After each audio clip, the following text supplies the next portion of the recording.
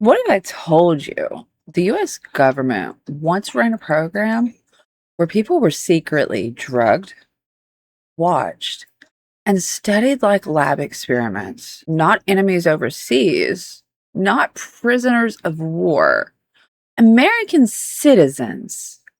And the worst part, they didn't even know it was happening. But here's the real question. How much of MK Ultra is documented? And how much is still missing? Because this isn't a conspiracy theory territory. This is church committee testimony, CIA documents, declassified files, and they all confirm the same thing. The CIA ran a program called MK Ultra to explore mind control, interrogation, and psychological influence. But what they found wasn't what they expected. And what they did went far beyond the original plan. I'm exiled to the greener grass, searching for the uncertain haze. Welcome back to Choms Talks. I'm Choms, and today we are exploring MK Ultra. How much of MK Ultra is still unknown today, and how far did the CIA really go? The original goal of MK Ultra sounded almost scientific. Could you break resistance with drugs? Could you extract secrets faster? Could human behavior be influenced or reshaped? That was the theory. But theory is where the story starts, and reality is where it goes off the rails, because MK Ultra wasn't just lab coats with controlled environments. The CIA used LSD, not once, not twice, thousands of doses across multiple sub-projects. And here's the part that should stop you cold. Some of those people had no idea they were being drugged. In cities like San Francisco and New York, the CIA ran safe houses under a program later tied to what's now known as Operation Midnight Climax. And what happened inside those rooms? One-way glass, hidden observers, unknowing civilians, and drugs slipped into drinks. But this is where the story gets uncomfortable, because it wasn't hidden forever. The church committee later confirmed it wasn't a rumor. It was documented. LSD was administered to unwitting individuals in real-world environments to study behavior under chemical influence. And the CIA wasn't just observing effects, they were trying to measure control. But here's the twist most people miss.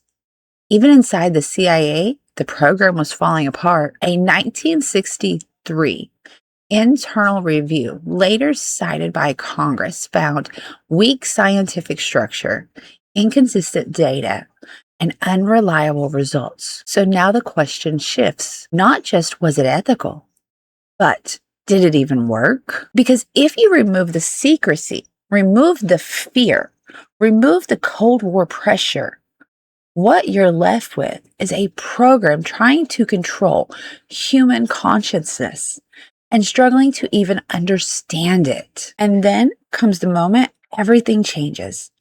1973, CIA Director Richard Helms orders MK Ultra files destroyed, not archived, not reviewed, destroyed. And what survived was only fragments, which means even the investigators had to rebuild the story from what was left behind. When the church committee investigated in the 1970s, they weren't looking at the full record. They were looking at a puzzle with missing pieces. But even that incomplete puzzle confirmed non-consensual drug testing happened across civilians, institutions, and military-linked environments. Now pause, because this is where opinions usually split. Some say Cold War required extreme measures. Others say no threat justifies breaking human consents like that. Both sides have to answer the same question.